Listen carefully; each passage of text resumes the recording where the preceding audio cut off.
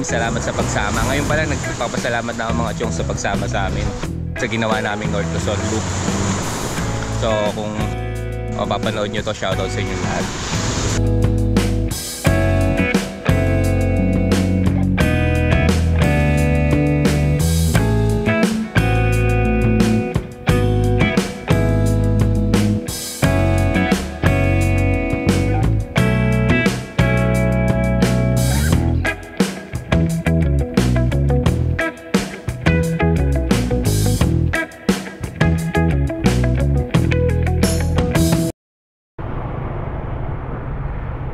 So ayun, katatapos lang natin Pansit Batil Patong. Right now we are approaching the Bunton Bridge na nagdudugtong sa bayan ng Tuguegarao City and Solana dito sa Cagayan.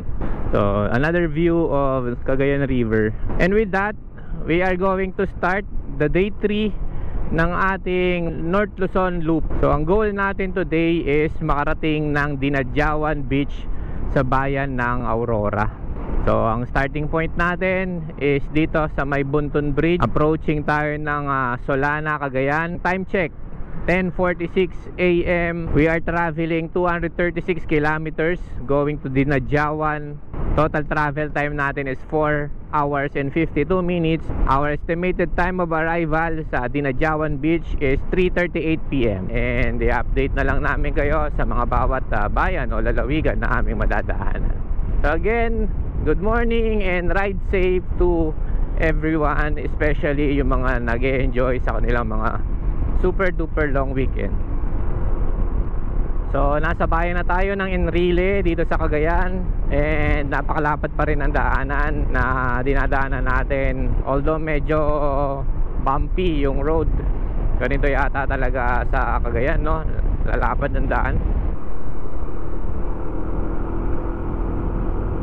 So Santa Maria, Cagayan, and nandun sa part na yon yung bundok na ating tatawirin. Ayan ang Sierra Madre na nagsisilbing shield ng mga kababayan natin nasa Luzon tuwing may mga malalakas na bagyo na papasok sa Pilipinas or nape-prevent niya na maging devastating yung mga typhoon. Truly amazing work of nature, di ba? Amazing view mga chong. Mali ako kanina, so sinabi ko nasa Cagayan pa rin tayo. Nasa Isabela na pala tayo. My bad. Sorry na, hindi magaling sa geography. Dapat advanced talaga, advanced research ng mga dinadaanan, no? Para kabisado yung mga bayan-bayan na dadaanan natin. Anyway, next time pag Philippine Loop, kakabisaduhin natin yung mga bawat bayan na dadaanan natin. Ngayon pagbigyan nyo muna ako mga chong. So update lang, nasa Quezon, Isabela na tayo. Yan, itatama na natin. Hindi ko alam yung next nito, sabay-sabay natin tuklasin ang mga susunod na bayan dito sa probinsya ng Isabela. So we are officially here sa bayan ng Malilig, another town na naman tayo ng Isabela. So nakakaisang oras na tayo galing Tuguegarao. Lahat na lang bahagi ng katawan mo na pwedeng mga alay talaga dito sa North Loop. Puwet, balakang, tuhod, balikat, leg. Sigurado to pagdating sa bahay, plakda to. So ayan Mabuhay Rojas. Welcome to Rojas, Isabela. So lang natin saglit and take tayo picture. Parang nag-sink in na yung putok-batok, Pansit Batil Patong na yun sa sistema ko. Inantok ako bigla sa kabusugan. Dami, grabe yung kinain namin na yun. Putok-batok, may bagnet, dalawang hiwa, dalawang Shanghai, may chicharong bulaklak, tapos 180 pesos lang. Grabe, sa Manila siguro yung ganong order nasa times 2 na siguro ng presyo. Solve talaga, antok talaga abot. Kaya maghahanap tayo ng kape. Alright, quick coffee break. Hindi lang pala coffee break yun. Nag-lunch si OBR.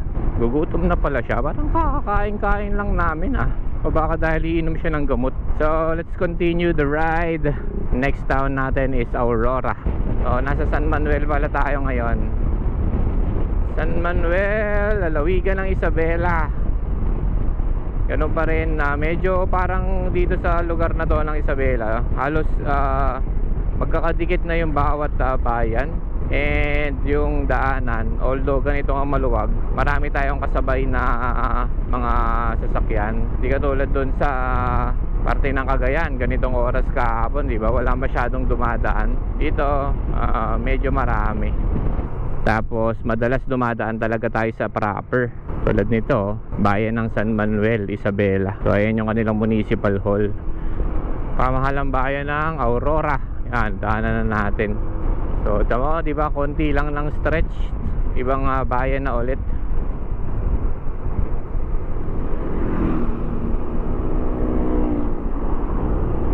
Aurora. So nakalampas na tayo ng bayan ng Aurora and papasok na tayo sa bayan ng Cabanatuan, Isabela. So nawala na ulit yung bundok na tatagusin natin, nawala sa view. Pero maya maya makikita natin ulit yun. Sa ngayon kasi more on rice fields ang nakikita natin. Tapos halos dire-diretso yung daanan. Kaya naman tayo inaantok ng malala. Galit na galit yung sigat ng araw. Tirik na tirik.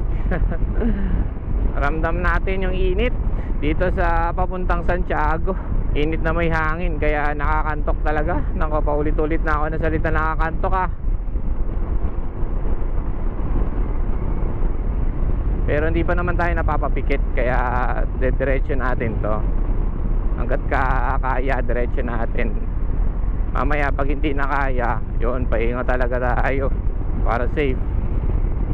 Salamat daw po.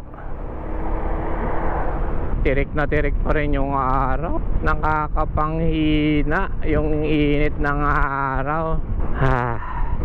Bukod sa nakakaantok yung ganyan tirik ng araw, nakaka-drain. Ang bilis ko mauhaw, nakakapagod. Tapos medyo nakakasilaw pa, kaya hindi tayo mabilis masyado sakit sa mata.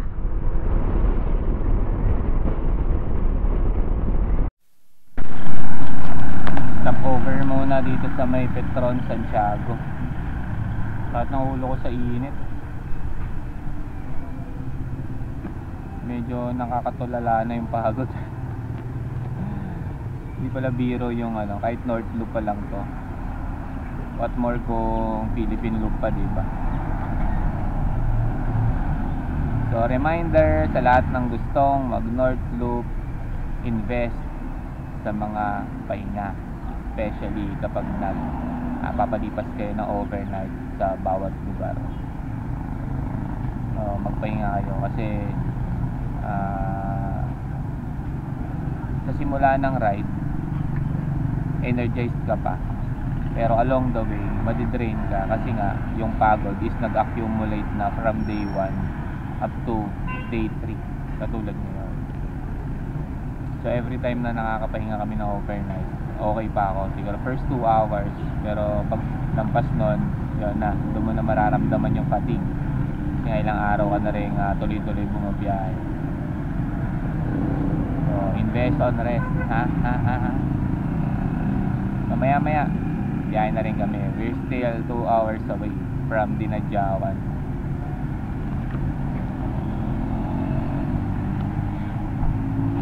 Medyo naka-recover na tayo. Kaya tara, let's go. Tuloy na natin to. Nandito na tayo ngayon pa ba naman tayo atras? Let's go. You are now entering Santiago City. Yan, Santiago City pa lang pala to. Kung ano yung lilim kahapon na dinaanan natin sa may area ng Cagayan, dito sa Isabela mula doon kanina sa Enrile, open na open. Sapong-sapo mo yung init. Kaya naman parang bilis nating mapagod ngayong araw, tong day 3. O baka dahil nagpapatong-patong na rin talaga yung pagod na nararamdaman natin. Yan, lumalamig na kasi nasa bulubundukin na tayo ng Quirino. Papunta na tayo sa mga bundok-bundok.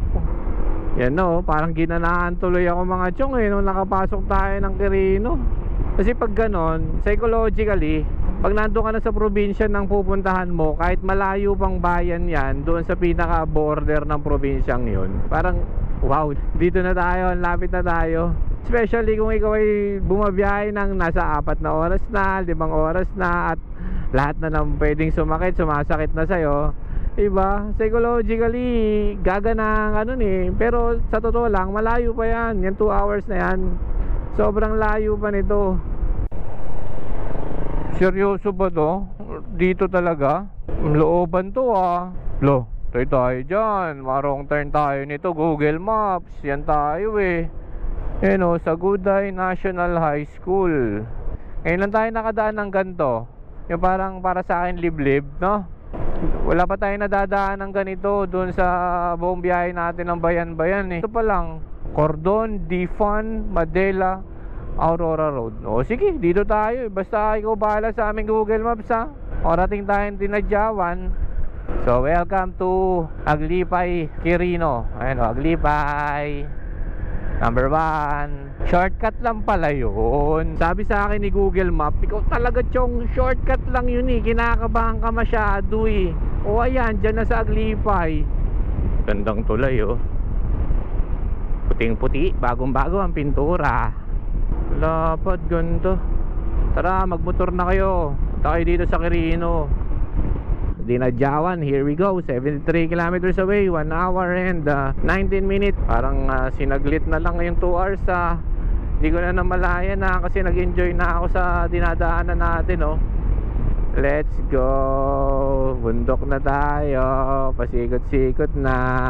Tapos kita natin yan Sierra Madre. Baka Sierra Madre yan. So nandito na nga po tayo sa bayan nila Jed, Madela, Quirino. Wala po sa Madela, Quirino, nag-uulat Erwin everywhere.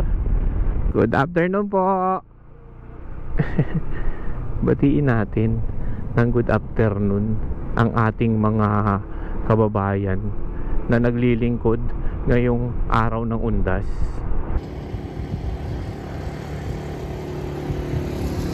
To Dinadyawan. To Dinadyawan, to Pongo. To Dinadyawan, tinuro na tayo Wala pa tayo kaninang nakikitang to Dinadyawan. Puro lang to whatever, to wherever, to everywhere.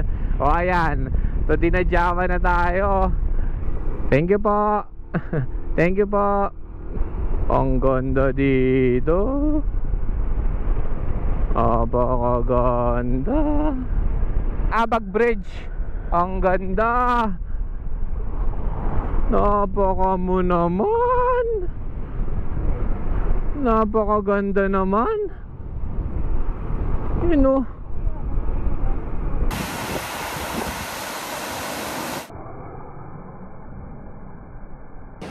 So napahinto tayo dito sa may bridge na to sa lugar ng Madela. Ganda. Ayan Kapila pa. Ganda.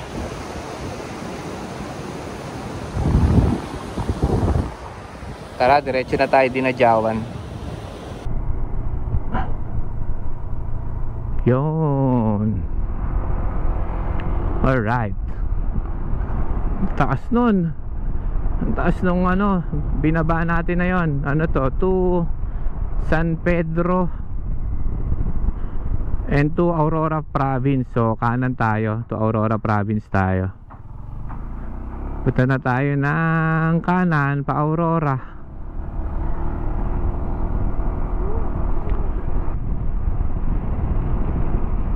Malapit na, Aurora Province na tayo. Gandahan, basa. Puro tayo ngayong piga. Halos 30 minutes na tayong nasa twisties. Saya na nakakatakot. Solve ka talaga sa twisties dito. Nagtipunan, Quirino. Malapit na tayo. So 1.5 kilometers, darating tayo sa Balerca Siguran Road.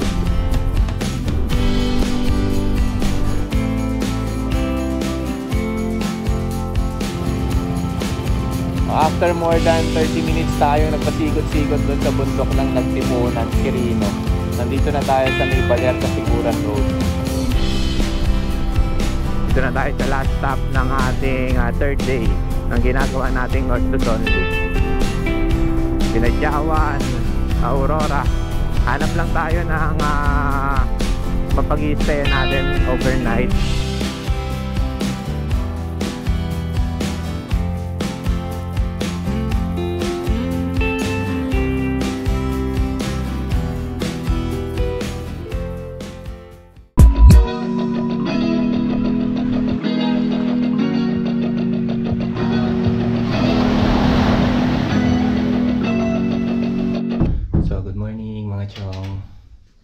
Medyo tinanghali na kami ng gising.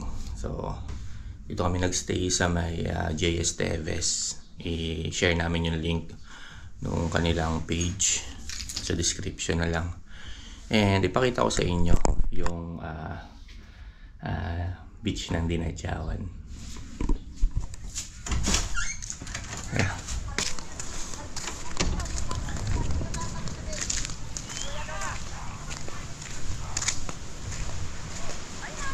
Ganda. Unfortunately, hindi kami nakapag sunrise kasi nga tanghali na nagising. Tapos ayan, medyo makulimlim yung langit. Kung titignan nyo, kulimlim. Tingnan nyo ang beach ng Dinadjawan.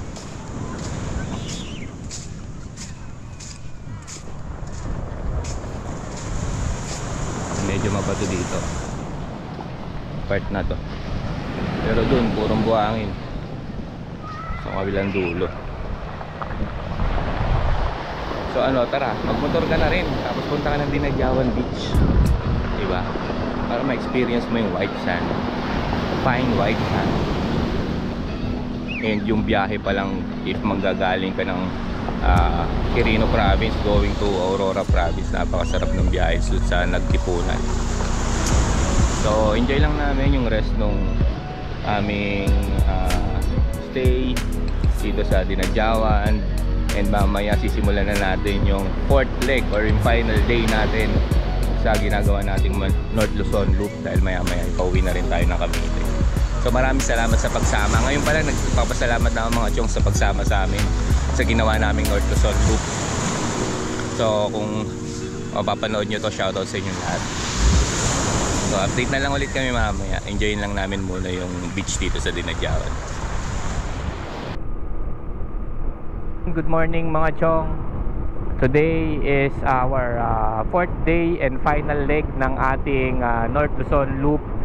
And nandito tayo ngayon sa may Dinadjawan Bridge. Katatapos lang natin i-enjoy yung white sand beach ng Dinadjawan. And we are heading home na. Pauwi na tayo para makumpleto na natin yung ating North Luzon Loop Moto Adventure. So wala na tayong ibang gagawin kung hindi bumiyahe ng maayos, i-enjoy yung mga bawat probinsya na madadaanan pa natin along the way, and makauwi ng ligtas sa ating mga mahal sa buhay. That's our only target. So tara, simulan na natin yung biyahe at medyo mahaba-haba pa tong lalakbayin natin pauwi na Cavite. Let's go! Sila ditong di kita ng sticker. Ayan o mga chong, ang dami nang nakarating dito. Siyempre hindi tayo magpapatalo, magdidikit din tayo. Dito dito na lang para kita kaagad nila.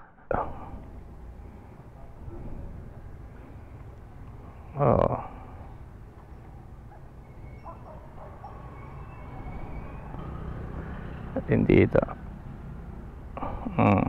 Yan. Tatlo. Alright. Erwin everywhere.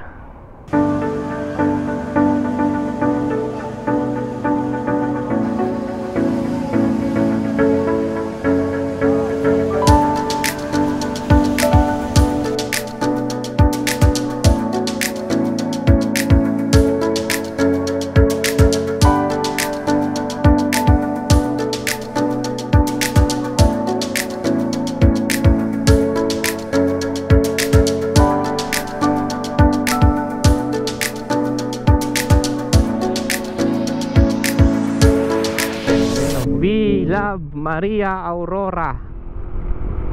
Oh, ganda. Kita nyo yung landscape na yan, no? Ganda.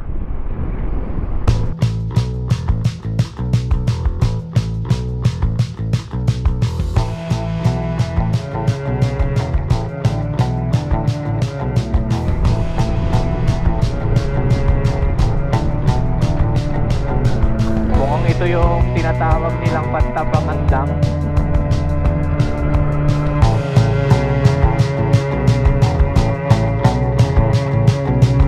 Tayong taga Cavite rin, Malagasang Tupi.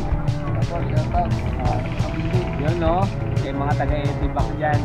Small world no, dito pa kami nagkita. Ano lang, 2 barangay lang ang pagitan. Pauwi kayo ng Nueva Ecija? Oo, Pantabangan. Taga Pantabangan. Dito ba nagkita kita? Shoutout kay Boss Julius no? Tayo sa bayan ng Rizal, Nueva Ecija. So nakalampas na tayo sa unang welcome arch ni Cabanatuan City dito sa Nueva Ecija.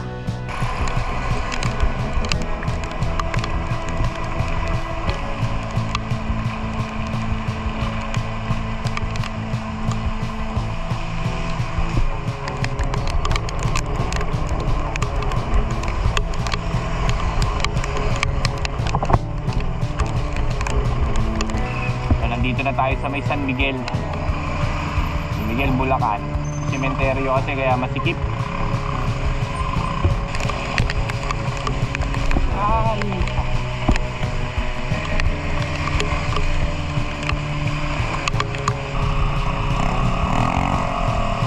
Dito na tayo sa San Ildefonso. Malapit na tayo sa Plaridel Bypass. Pinatikim tayo ng lubak ng Bulacan. Malapit na tayong kumaliwa sa Plaridel Bypass Road. Arriving here in Plaridel Bypass Road marks that we've already completed our version of North Luzon Loop. But we are not done yet, as our goal is to finish strong and head home safely. Dito na tayo, Plaridel Bypass. So medyo luluwag, saka medyo gaganda na yung daanan natin, hopefully. Kita tayo everywhere. Tapos Philippine Loop naman. Hindi man ngayon yan, pero darating ang panahon na gagawa natin. Las Bulacan, MacArthur Gaming. One last chance. One last MacArthur.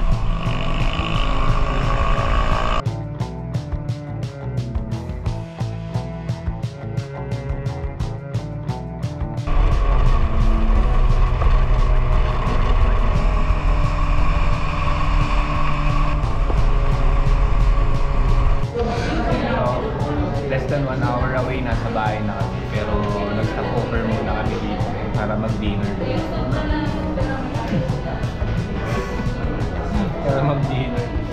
Kasi yung last na kain namin sa Pantabangan, Nueva Ecija pa. So parang mga nasa 3 PM yun. And from Talavera to Balagtas, inulan na kami.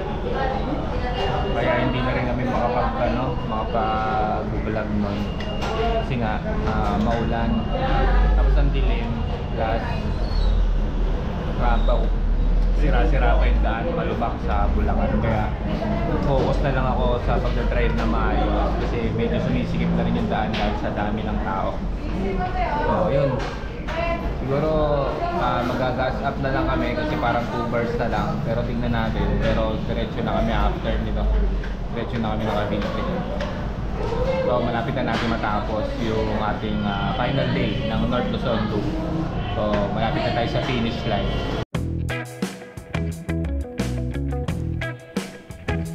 And here is a quick guide sa mga expenses namin for your future references. Yan. So 6th gas up natin dito sa may Dipakulaw, Aurora, Petron is 250.11 pesos.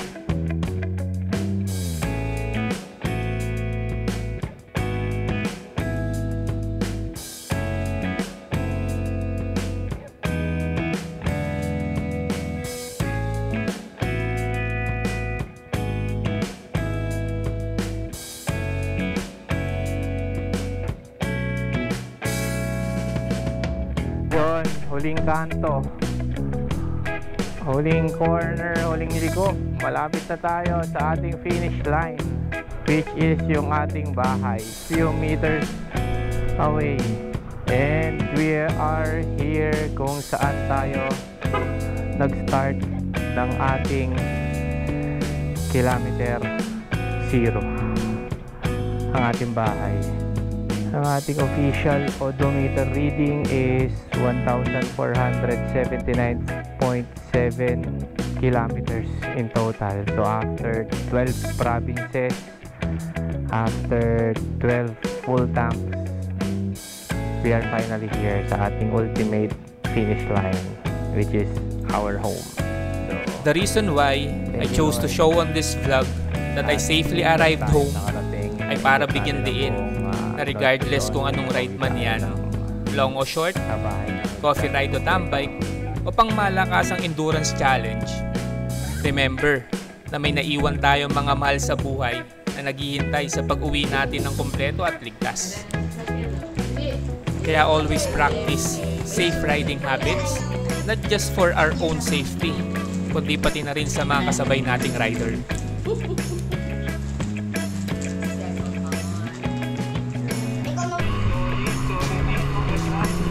Sobrang laking tulong ng mga moto adventure vloggers as they give a glimpse of what beauty our country can offer. At sana with my version of North Luzon Loop, I can also inspire others to go out, ride and see the beauty of our country through motorcycle riding. And as I close the North Loop chapter, I will start manifesting na sana anytime soon I can do the ultimate dream of riding the Philippine Loop. But until then, we will continue going to beautiful places na kaya ng pagmamotorsiklo one by one. Thank you to all who watch all 3 parts of this North Luzon Loop Moto Adventure. Always remember, ride safe, have fun, tara magmotor ka na at magkita-kita tayo everywhere. Until next time, peace and love.